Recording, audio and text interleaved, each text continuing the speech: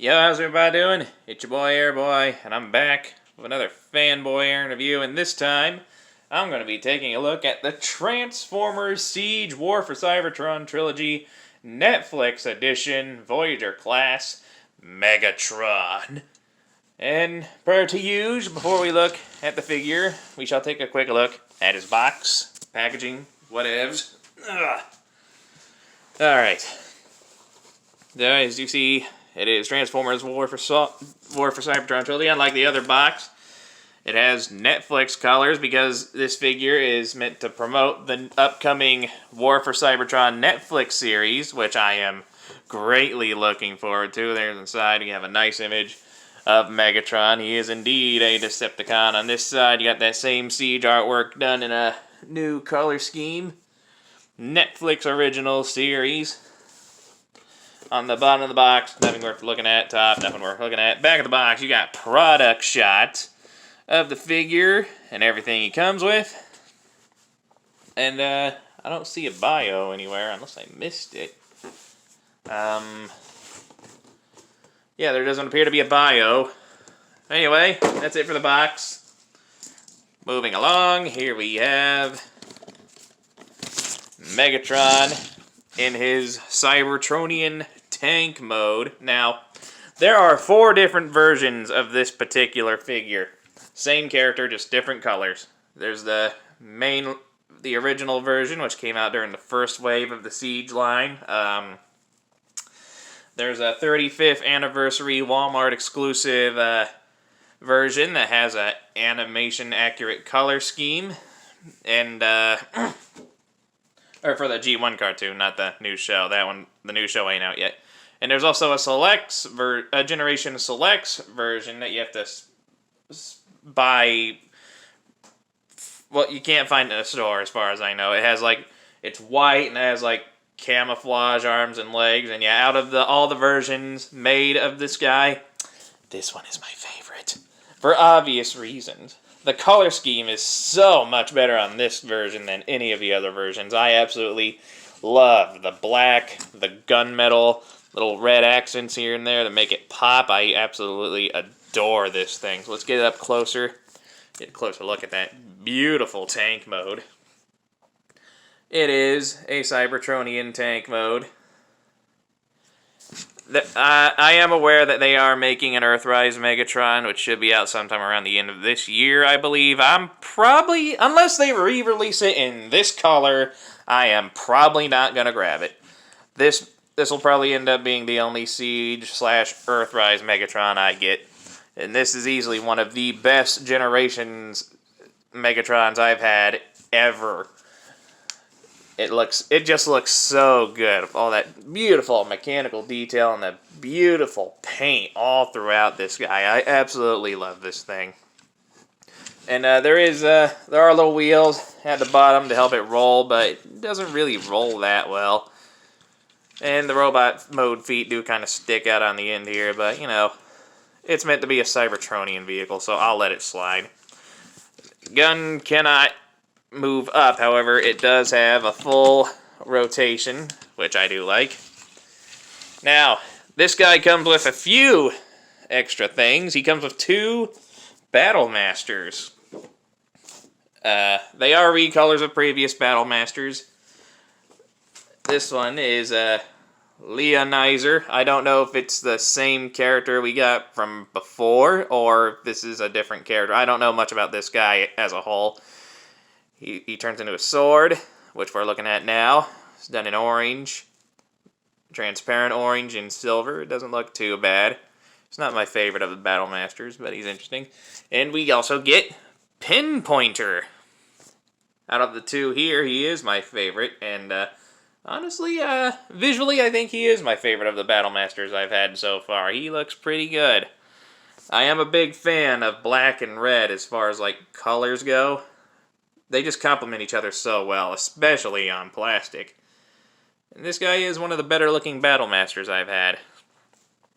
Aside from these 2, you also get effects parts, meant for specifically for these Battle Masters. And you can plug them into their weapon modes. if you want. You can have that going on. You can take this one, plug it on the blade, make it look like it's being swung or something. Whoosh. Or for any reason, you can also... Well, you can't really use this one on Megatron, but you can use these on Megatron's tank mode. You can just plug it into the end of the cannon there, make it look like it's firing. I do like that. That looks really good. And that pretty much does it for these effect parts. I'm going to put them aside for now.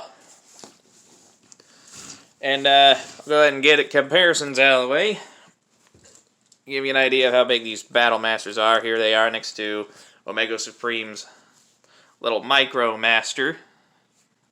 I can never remember his freaking name.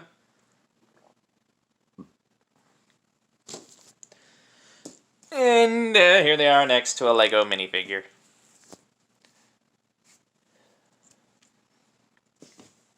Alright, I'll get back to these guys here in a second. Let's move on to Megatron's vehicle mode comparisons.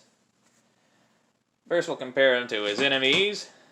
Here he is next to the Siege Crosshairs. And a fun fact, this particular little Battle Master Pinpointer, in the original G1 continuity, he was a target.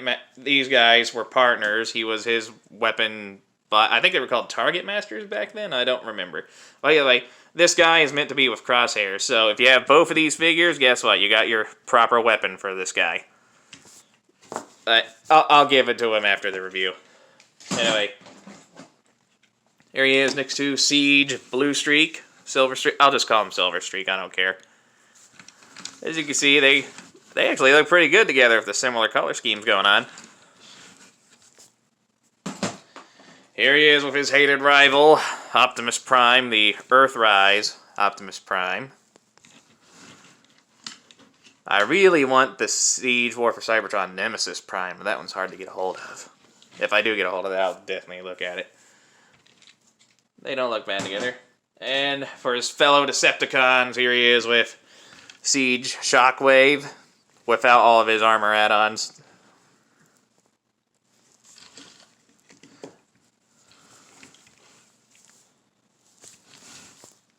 Just a light a little bit. There we go.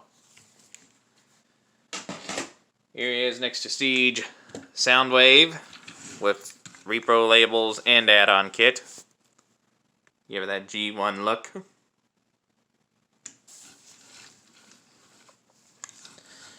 And here he is next to Siege Barricade. They don't look that bad together either. Alright, let's transform these guys real quick. I'll start with the Battle Masters, or Target Masters, whatever you want to call them. First thing you want to do is you want to take these arms, unpeg them. You can see they just slide in little slots right there. You just unpeg them, flip them down. You take these and do the same. I just realized I did that wrong. You actually want to rotate them all the way around. Like that. You take the sword part. You flip it around, you take this part, you flip it in. Then after that, there you go. You got Leonizer in his little lion mode. I assume that's what this is supposed to be. I don't know. Focus. Yeah, I'll just go ahead and take a look at the Battle Masters first. Their own little separate mini review within the review. And Leonizer is done in an orange, mostly orange, transparent orange, silver, and a little blue for the eyes there. And as you can see, he's got plenty of mechanical detail on him. It's just, I don't know, there's something about him that's really turning me off. I don't know, I don't really care for this one as much. I mean, he's not bad, it's just I don't like him as much as the other Battle Masters I've had. Alright, let's go ahead and, oh, right, posability. Each leg is on an individual ball joint. You can go all the way around. You can go out that far. And the head is on a transformation hinge. And you can move the sword tail back if you want. Alright, Pinpointer. Transformation super easy. Just pull the legs back. Oh, well, first you want to pull the arms off the hips and then pull the legs back. Pull the legs apart. The hips here are on a little hinge here. Just push it down. And you probably saw I flipped the guns flush against his back. And there we go. There's Pinpointer in his robot mode. As you can see, he's got some nice mechanical detail. Not a lot of paint on this guy, unfortunately, or Leonizer, except for his face. That's the same for him. Just their faces are really painted, and the blade on his sword bit. Those are the only things painted on these guys. Otherwise, it's just basic molded plastic. Trying to get the camera to focus and be the right lighting. There we go. And yeah, posability for this guy, shoulders on a ball joint. Move in and out that far. Nothing at the head. Nothing at the waist. Hips. Go up that high. Can he do full splits? He can do the full splits. Then they can go back all the way if you move the gun out of the way. And the fun thing about this, you notice there's a little peg there. You can remove the gun from Pinpointer, and it can plug into the side of his arm right here. So he can use his own gun barrels as his own gun. And that's pretty cool. I do like that little feature. And yeah, that's pretty much it for these two. For now, anyway. And again, comparisons. Here they are with, if I can get them transformed real quick. Here they are with Omega's Battle Master. Again, can't ever remember his damn name. It's irritating me. And what'd I do with that thing? Oh, there it is. And here they are next to a Lego minifigure. So you get a sense of scale. Alright, and that's it for these two for now. Now, on to the main event. Megatron. Transformation, it's involved, but not overly complex. First thing you want to do, you want to pull this front part of the gun out all the way. Just set this aside for now. Then we come up here. Let me raise the camera a little bit.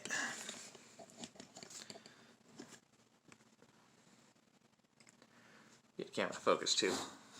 Focus. Focus. There we go. You come up here. Pull the arms apart. Nah, what am I doing? I feel like I'm forgetting something important. Come under here and untab that. Or, I'm sorry. It's been a while since I transformed this guy. Again, I haven't transformed him but once. I can't quite remember. I assume this is what you want to do. If not, I apologize. Let me come back here. Separate the legs from the hips. As you can see, they're tabbed in super securely there. Just bring it down a little bit and get out of the way. Then you come over here. You take this panel, you flip it all the way around as far as it'll go. And you take this hin, then you take this part of his leg, flip it all the way up. And you bend it at this hinge here. Same thing on the other side. Pull that panel out. Rotate the knee up like that. Then you bend the leg straight. After that, just wanna, what did I do wrong? I had that part of his knee rotated incorrectly. I am so sorry. Alright, after that, you just take these panels, you flip them back up, come down here to his feet, flip out his heel spurs,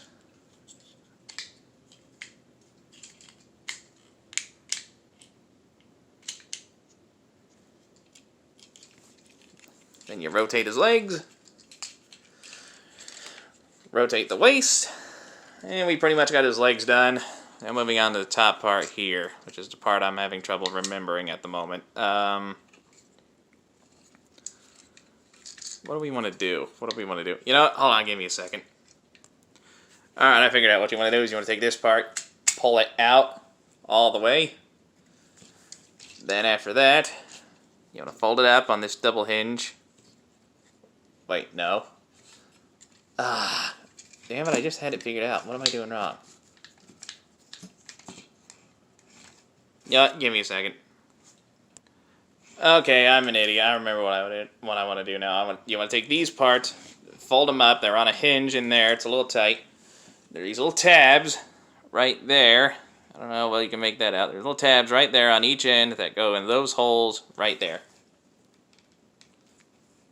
Yeah. Make sure that closes up nice and securely. Same thing on this end. Then after that, you take his shoulders, you fold them in. You take these little parts on the shoulders, flip them down. You don't necessarily have to do that now, but I did it anyway. You take this whole assembly here on his back and you fold it up flush against there. I think I got that right. Pull his head up a little bit. And we're about done. What you want to do now is, surprisingly, I got to raise the camera. I didn't expect him to get this tall again. Focus. Focus. Oh, do I even need that light on? Yeah, I kind of do. That doesn't look too good. Yeah, I need that light on. Damn it. Whoa, not that damn bright. Again, I'm not a professional. Don't have a professional setup. Don't judge me. I'll get there when I get there. Anyway, what you want to do now is you want to take his fusion cannon, rotate it around. You come to his lower arms, flip out his wrist.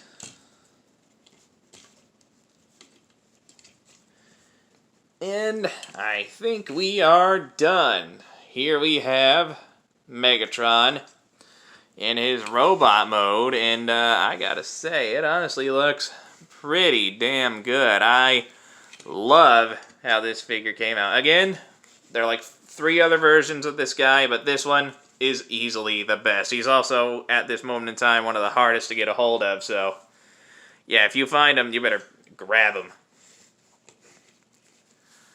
Anyway, let's get in here closer so we can take a look at all these beautiful details in sculpting.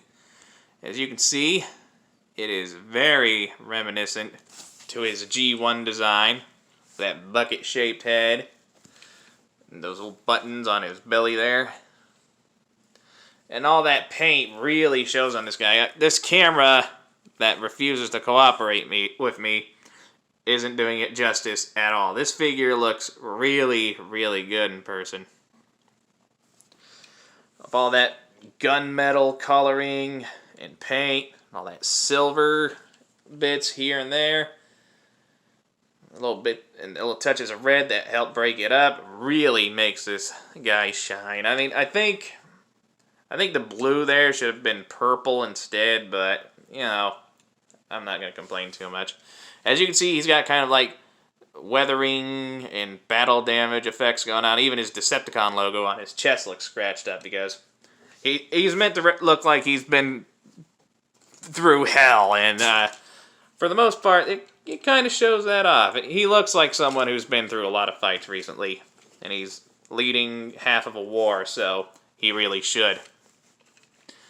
Now, posability. The head is on a ball joint. Can't look up that high or down, but you can only rotate that far for some reason. It's also on this hinge here. I don't know why. It doesn't play that much of a part in the transformation, as far as I know. But yeah, if you want to use that to help him look up more, you can. Shoulders, you can do full rotation and go out that far. There is rotation right there. There is a 90-degree elbow bend. Nothing at the wrist, unfortunately. Such a wasted opportunity. I really think they should have given this guy some kind of wrist rotation. I'm hoping maybe DNA Designs will come out with something for the Megatrons. But as he is, there's nothing there at his wrist. The waist can rotate the backpack does move out of the way a little bit to accommodate that. And yeah, he's got a little bit of a backpack, but you know, no biggie. Legs can go up that high. Get his arm out of the way. They can go back about that far. They can go back all the way if you move the backpack. Again, it does move to accommodate movement. You can do the full splits. He's got 90-degree knee bend. He does have thigh rotation. And the feet, they can't really move up or down unless you bend that heel spurt in, but that, you know, posability-wise, that doesn't really help the situation. What does help is this ankle tilt, which is very wide, so you can get him some really good wide stances. So despite the very few lacking points of articulation he has, you can get him in some pretty decent poses.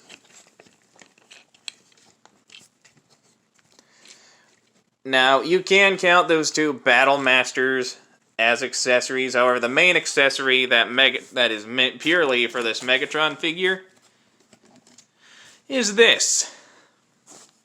His original siege weapon. Every version of Megatron comes with this weapon. It's the front part of his cannon for his tank mode. It can also be used as a separate weapon if you want. You can plug into his hand or on his arm here. Or if you want, you can take these parts, fold them in to give yourself a little clearance, rotate the cannon all the way up, and you just rotate them back. They'll tab in nice and securely. And there we have a big, broad sword. And again, out of all the versions of this guy, he pulls off his look the best, as well as this sword. This is the best looking sword that I have seen as far as these figures go. And he can hold it in either hand. And that looks pretty good. I would prefer his classic mace, but, you know, I'm not going to complain about a big, beefy sword. And if you don't want him holding it, you can kind of store it on his back here, but it does make him a little back-heavy and easier to tip over, unfortunately. So it's better to have the sword either completely off or in his hand. So, for now, I'm just going to leave it off. And, of course, if you want him to, he can hold the Battle Masters. Just let me transform him back real quick. He can use either one. I'm just going to show it with pinpointer. On the box, it says on the box, he's a captive prisoner. So, I'm thinking story-wise, maybe these two Battle Masters were captured and are being used by Megatron? I don't know. Either way, Megatron can totally hold them and use them. And if you want to, you can plug an effect part in. Give it a dynamic look. But as we all know, bug flew in my eye. Damn it. A little gnat flew right into my eye. Anyway, as we all know, G1 purist, Pinpointer is meant to be Crosshair's partner, and as soon as this review is over, he will be returned to his proper partner.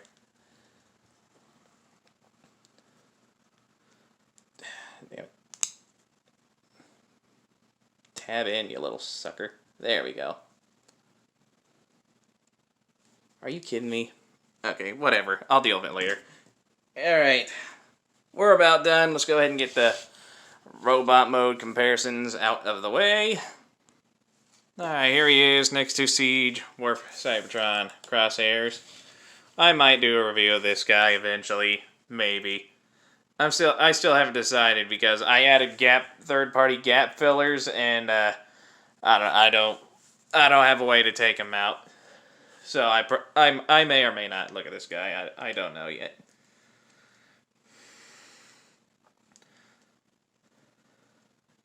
If I do, I'm just going to completely ignore the fact that he has gap fillers in. And you know, while I have him up here, I'm just going to go ahead and do... Oh, shit. Sorry I'm taking so long. I'm trying to do something here. Damn thing doesn't want to cooperate with me.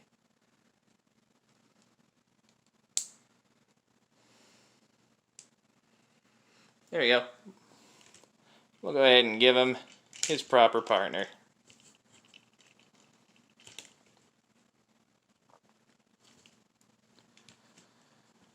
For some reason, his arms and legs don't want to tab in together.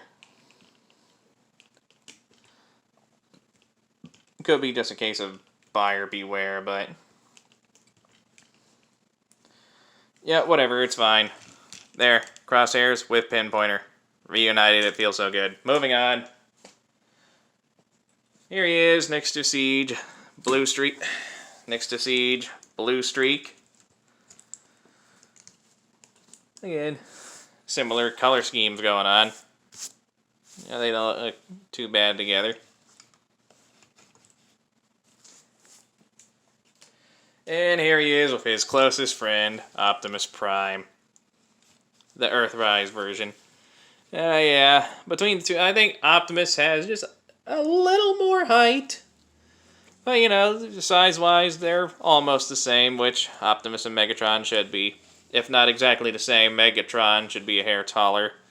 In this case, Optimus is a hair taller, but, you know, close enough. And Megatron's got a little more heft to him than Optimus. Alright, here he is with his fellow Decepticons. Here he is with Shockwave. See if we can get a group shot going. Here he is with Soundwave.